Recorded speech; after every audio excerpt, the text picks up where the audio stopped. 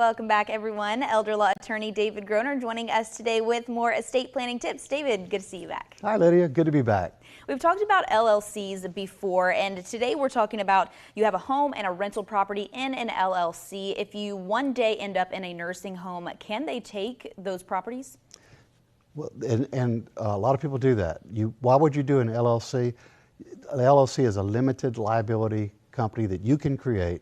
And people do that mainly if they have rental properties, because if something happens on one of those rental properties, you don't want to be sued, your entire estate to be sued.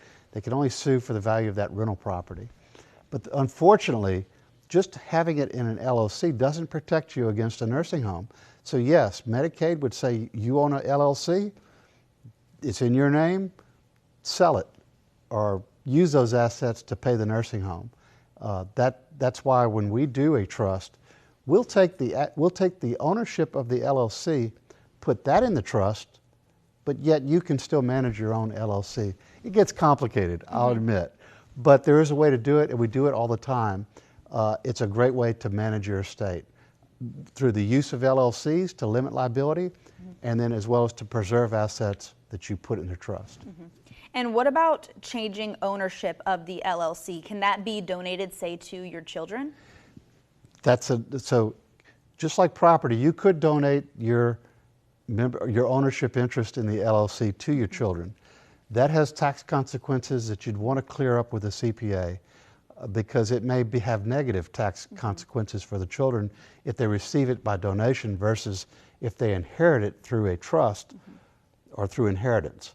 So that needs to be flushed out before you just make that decision. It sounds like this is one of the more complicated topics that we discuss.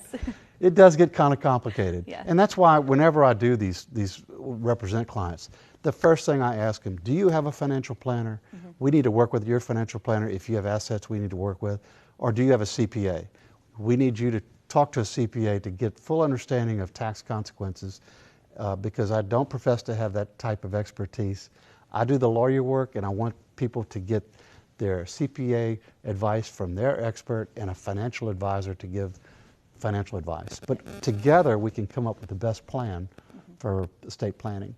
And that's another thing that's great about how you help your clients is you can work with their financial planner or the other professionals, like you said, that they may be working with. So elder law attorney David Groner with the Acadiana Elder Law Clinic. You can attend one of his upcoming workshops. He does these throughout Acadiana, so find the one nearest to you on the Acadiana Elder Law Clinic's Facebook page, or you can schedule your meeting with David today by calling the number on the bottom of your screen.